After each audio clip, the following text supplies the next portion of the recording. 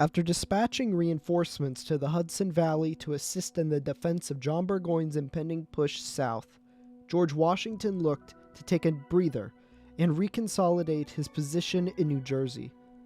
His short but effective campaign in the southern part of the eventual state had forced the British back to the outskirts of New York. Given the right preparation, perhaps he would be able to take back the city. His position, though, was tenuous. Given Burgoyne's attack down the Hudson, it was completely possible that General Howe in New York would swing northward and trap the American forces in Albany.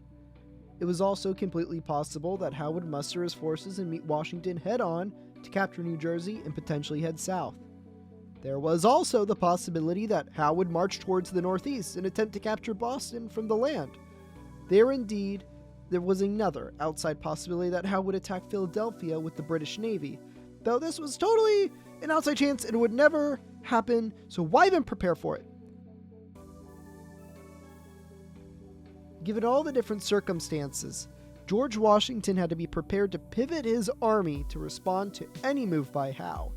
Things became clear, though, on where the possible targets could be: Albany, New York, Philadelphia, Pennsylvania, or the New England coastline.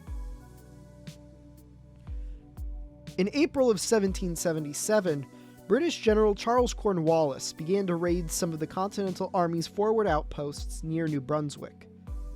Washington was camped out at Morristown and sent out reinforcements.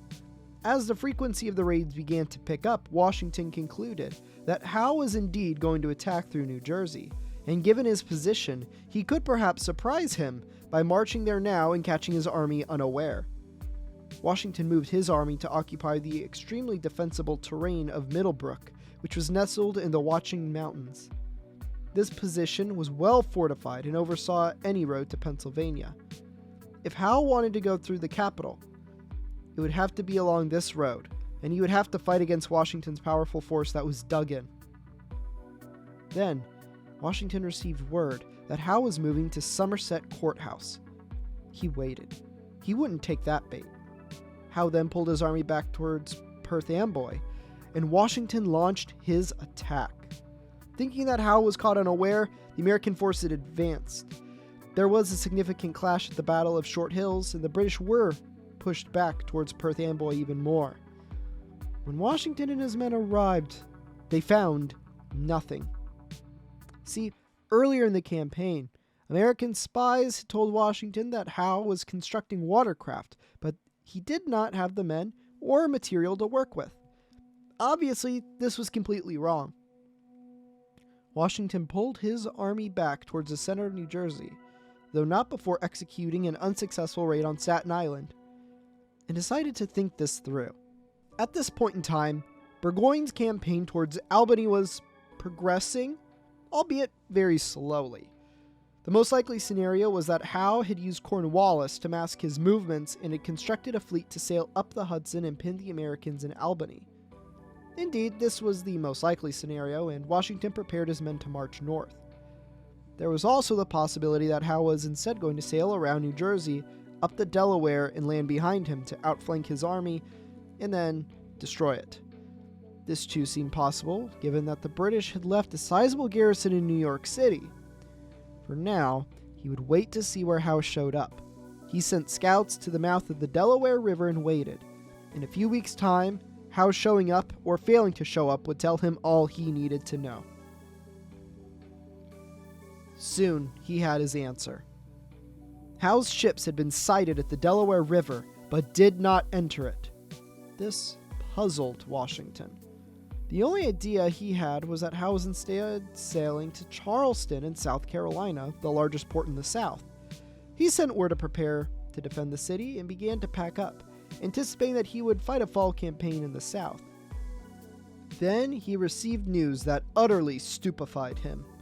Howe's fleet had stopped going south, and instead was now heading up the Chesapeake Bay and into the Chesapeake River. There was no secret about where the target was. Howe had sailed around him and was headed right towards Philadelphia. Washington had his army pack up and march south at a blistering pace. He was stumped as to why Howe hadn't attacked north to help Burgoyne, or why he had not solidified his gain in New Jersey. His speculation had to wait though. For now, he needed to get to Philadelphia, and really fast. While Washington is headed south, let's talk about General Howe. I previously mentioned in the video about the Saratoga campaign that John Burgoyne had floated the idea that Howe should meet up with him at Albany. He believed in this plan and thought it was going to come to fruition, and that's why he launched his campaign with all that in mind. Howe, though, had no plans on joining Burgoyne's escapades, and instead had used the spring and summer to launch diversionary attacks to draw Washington out. His goal was always to take Philadelphia, whether that be by destroying Washington's army and marching there, or sailing right to the city. When his attempts to lure Washington out failed, and Washington took up the defensive positions south of New Brunswick, Howe pulled the trigger on sailing to Philadelphia. He had his men construct transport craft and use the Royal Navy as an escort fleet. All the while, he had General Cornwallis continue to annoy and harass American forces to give the impression that they were staying until it was time to sail out. Howe did leave a sizable force in New York, but this was meant as a distraction force. It was large enough to hold the city on paper and to also potentially pose a threat, but the reality was that this force was just good enough to garrison the defenses, not much else. They were not in an offensive predisposition. He pulled off a total surprise move. When Howe landed in Maryland after traveling up the Chesapeake Bay in the river, he encountered small militia resistance and easily swept it aside. He landed 15,000 soldiers and began the march to Philadelphia. The American capital was about 55 miles or 88 kilometers away. He made great time, but was halted about 10 miles south of the capital by Washington's army, who had made a blistering march all the way down from New Jersey. In contrast to Howe's 15,000 men, Washington had 11,000 soldiers under his command.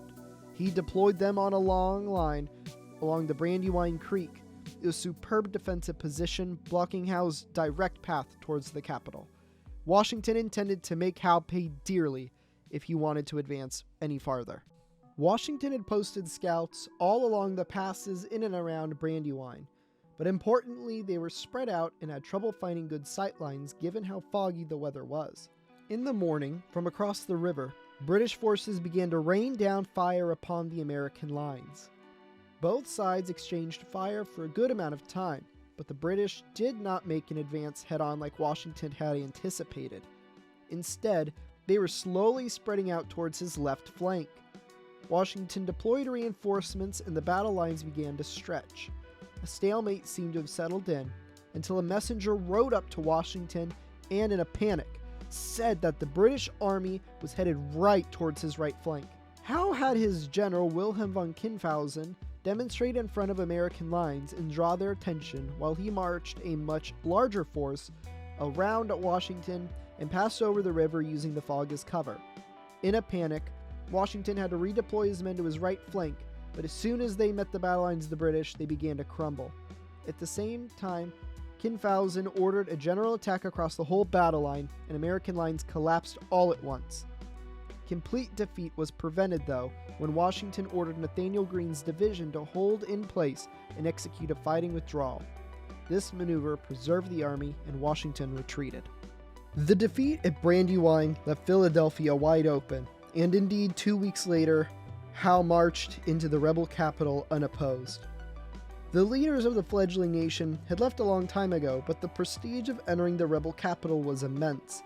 However, Howe did not rest on his laurels. He instead deployed his forces in an arc north of the city and set up powerful strings of defenses. The linchpin of this was Germantown, where Howe stationed 9,000 men to control the Delaware River. Knowing that Howe had split his forces, Washington launched an all-out attack on Germantown to hopefully break the British defense. Washington created an extremely ambitious plan. His forces would split into 4 different columns that would all advance down different roads that all led into Germantown. They would all arrive in the morning and attack at the same time and surround the 9,000 British soldiers from all directions. They would either obliterate them or force a mass surrender. If this plan worked, this would be another Battle of Trenton. I would go ahead and argue that this plan being executed by a more professional force probably would have worked. I think it would have worked. But In the dusk of October 3rd, the American forces began their march in 4 columns. Due to the heavy fog, 3 of the 4 columns reached the battlefield, and they all arrived at separate times. The first, led by John Sullivan, arrived head-on and engaged the British forces in ruthless combat, and then began to make gains. The second column arrived, but confused their orders. Rather than charging the British camp, they stood afar and fired at it for a good amount of time. This was certainly one of the military attacks of all time. The third column got completely lost in the darkness, and then finally, Nathaniel Greene's division arrived at the battlefield behind Sullivan's. The only problem was that Sullivan's division was tired and had been fighting for hours. In the confusion, one of Greene's divisional commanders, a heavily intoxicated General Adam Stephen, ordered his men to fire at the British in front of him.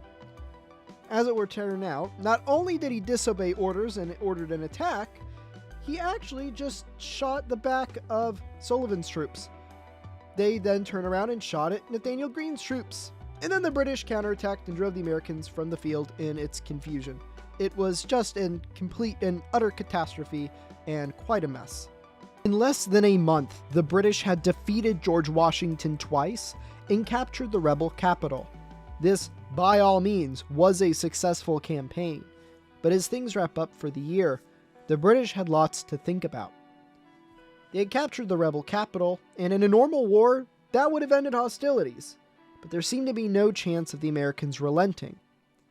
They had also just lost an entire army in Saratoga, and word was being received that France was considering joining the conflict on the American side. Going into 1778, there was a lot to think about. The Americans, too, had lots to consider.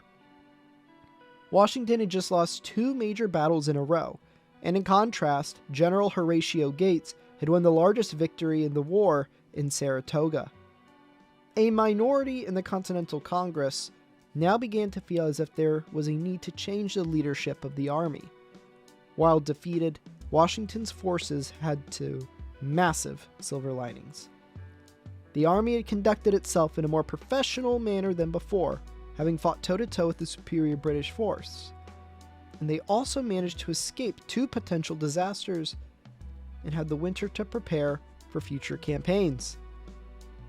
For the winter, the British rested warm and well-fed. The Americans, though, retreated into the woods to a small village named Valley Forge. It was here, in the winter of 1777 and 1778, that the new American army would be built.